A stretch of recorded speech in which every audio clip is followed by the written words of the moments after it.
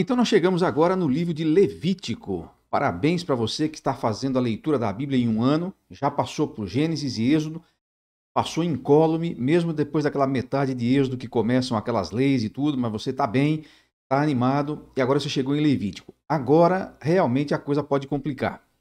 Levítico é um livro bastante complexo de se entender, porque ele está num contexto muito distante do nosso.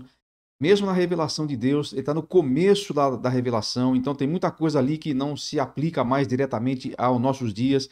Então isso tudo vai fazendo com que aquelas leis fiquem meio desconexas para nós. A gente não consegue entender direito nem a razão, nem a origem, nem exatamente o que elas querem dizer, mas acredite, isso não quer dizer que essas leis não sejam importantes e que esse livro não seja extraordinário. Por exemplo, você vai encontrar uma carta lá no Novo Testamento, a carta aos Hebreus, que basicamente é uma explicação ou uma aplicação, pelo menos, do livro de Levítico. Então, é importante que você estude e é importante que você compreenda, pelo menos, o que é possível compreender nesse livro. Então, a nossa ideia ao fornecer esse mapa é dar a você justamente uma ideia geral do que você vai encontrar ali e um fio da meada para você pegar e tentar encontrar-se por ali.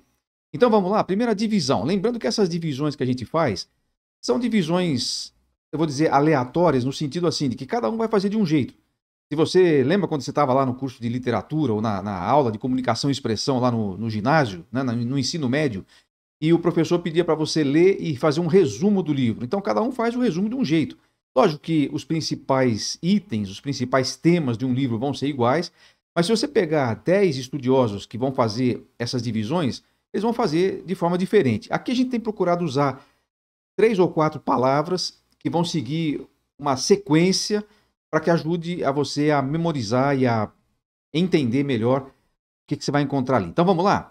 Nós vamos chamar Levítico de a Rota da Santidade, porque nesse livro você vai encontrar de fato Deus mostrando quem Ele é e por que as coisas são diferentes quando tratando com Ele. E nós vamos fazer 4 divisões aqui no livro. A primeira delas são os sacrifícios, como chegar a Deus, capítulos 1 a 10. Tem um detalhamento ali de como fazer os holocaustos, as ofertas de cereais, todos os tipos de oferta, com sangue, com alimentos e assim por diante. Segunda etapa nós vamos chamar de leis diárias, e aí vamos dizer como viver para Deus. São leis do cotidiano ali muito detalhadas, algumas delas bem curiosas, capítulos 11 até o capítulo 20. Em terceiro lugar, nós vamos encontrar os sacerdotes, e aí vão chamar de como servir a Deus. Leis, regulamentação para o ministério sacerdotal, capítulos 21 e 22. E, finalmente, nós teremos as festas e datas especiais, e aí nós chamamos de como celebrar a Deus. Veja que aí você vai ter um passo a passo aí nas divisões do livro, e quando você vai passando por ali, você vai perceber que essas divisões estão ali. É sempre bom lembrar que os capítulos e versículos da Bíblia, eles não estão ali no livro original.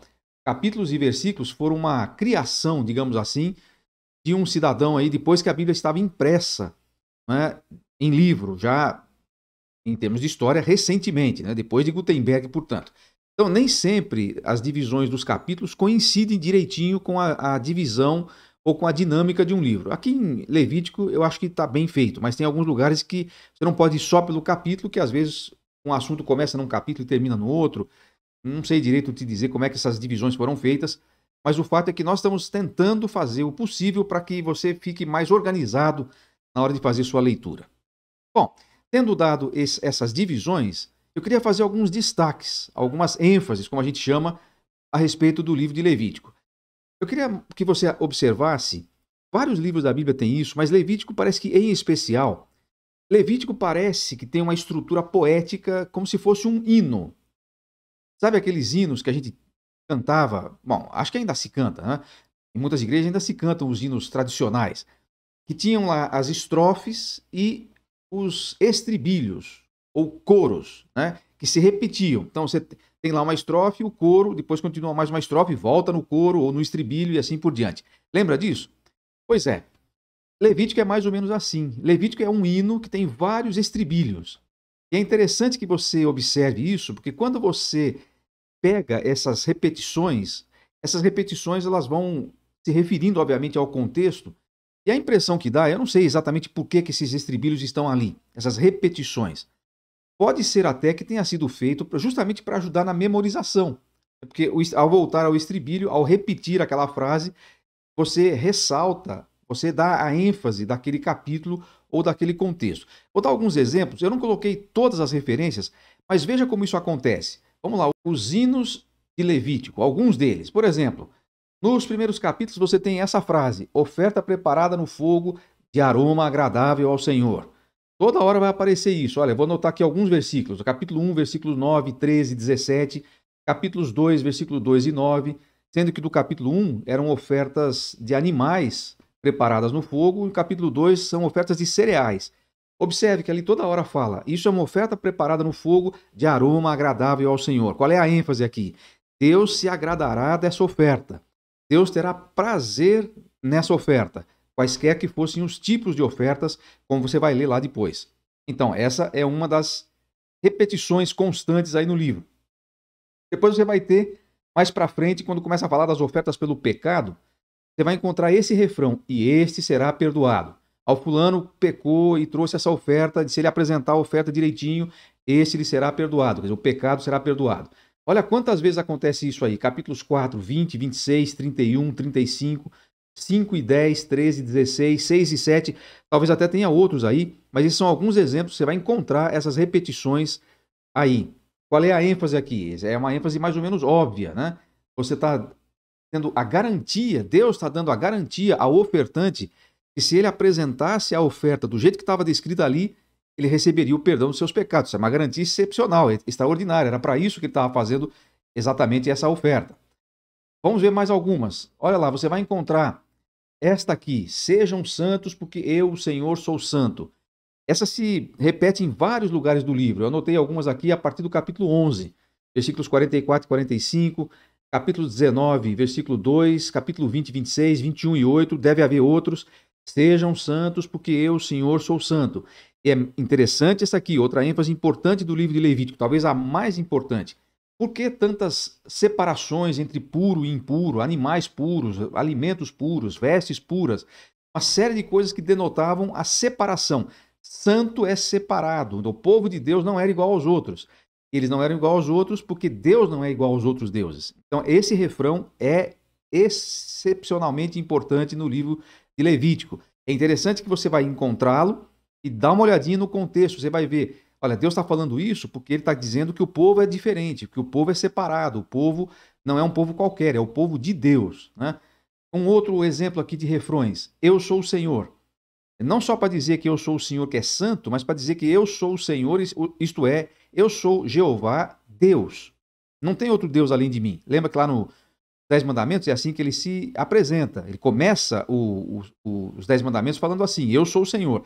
Então, este também é um outro refrão que vai aparecer várias vezes. Veja aí os que eu anotei: 19 e 25, 22 e 3, 22 e 8, 22 e 30, 22 e 21, 24 e 22, e talvez você vai encontrar outros também. Até que finalmente tem um outro que é bem curioso e muito interessante também, muito necessário inclusive, que é este último aqui: não realizem trabalho algum. Esse é um estribilho que vai aparecer especialmente nos capítulos que tratam das festas de Israel.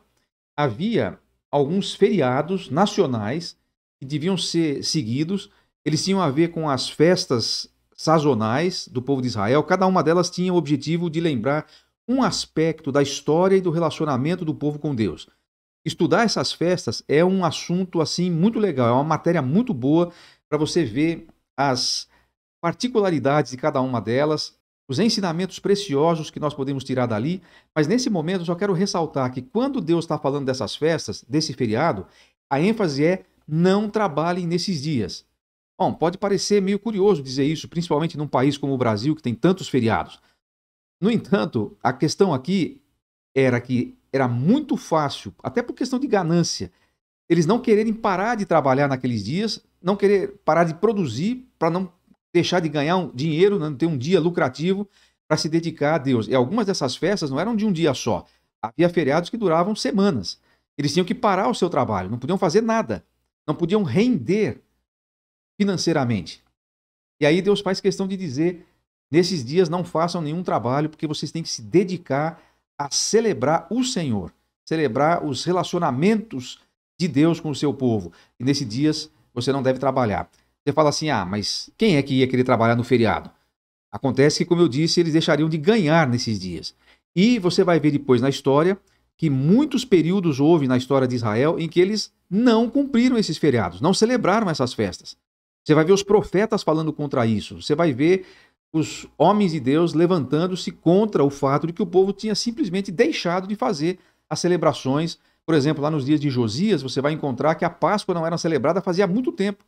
A festa dos tabernáculos e a festa das cabanas não estavam sendo celebradas e, portanto, uma das razões, inclusive, era essa. Eles não paravam de trabalhar, eles não queriam deixar do seu trabalho para celebrar essas festas. Então, observe bem esses refrões ao longo do livro de Levítico.